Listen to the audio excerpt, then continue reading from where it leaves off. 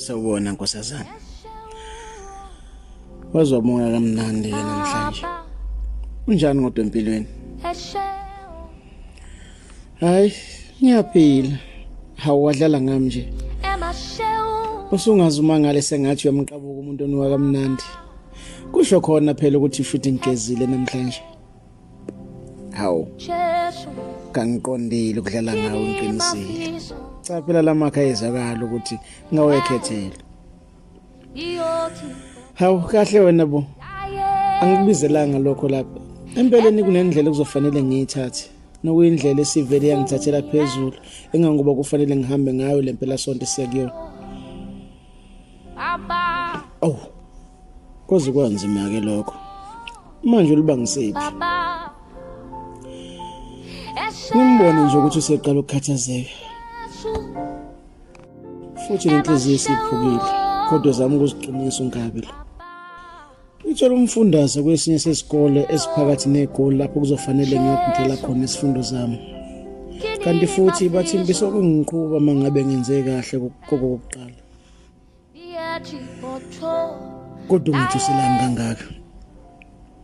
Khona igoli likhulu kodwa ke kuzoba lula ukuba seduze kwakho. Nami bese kufanele ngibuyele emuva emasontweni amabili. Mhlawumbe ngaba umqondo omuhle mangihamba nawe ukuze sikwazi ukwenza izinto zibe lula. Nami ngizokwazi ukuthi bakubeka endaweni ephephile kangakanani. Hayi angithandi kodwa ukuthi bese ngikuthwesa umthwalo. Inkinga iyona le yokuthi kwagoli lelo kangilazi. Nokuthi nje ngiyokwehlaphi kangazi. Yeka sengiduka ngitshontshwa ngabantu. Hayibo kahle ngamatshe nomalanga. Angithi ngikhonela khona lokho ukuthi sibambisane nokuphungulela umthwalo mawesinda. Nakimi yokwenza okufanayo. Uyabona nje njengoba sithatha isinqumo sokuthi singene othandweni nje. Angithi senzela khona lokho ukuthi kube khona ukubambisana nangempilo.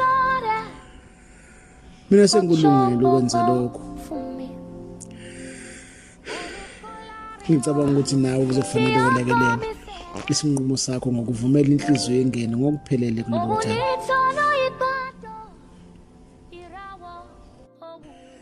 Eshintshe ebusweni namehlo egcwala izinyembezi kube sengathi usefuna ukukhala manje.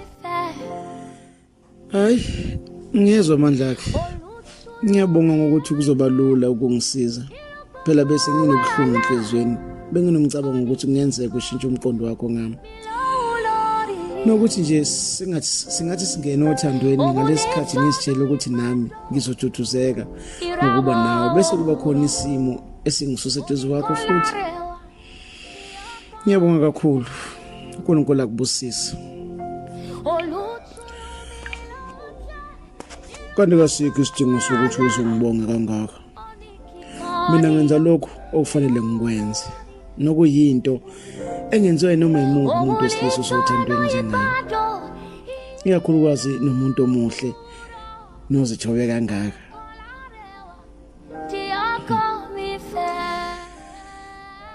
Ngiyabonga kakhulu. Sengiyokufonela ke ngoLwesihlanu sizokwazi ukuhlela isikhathi.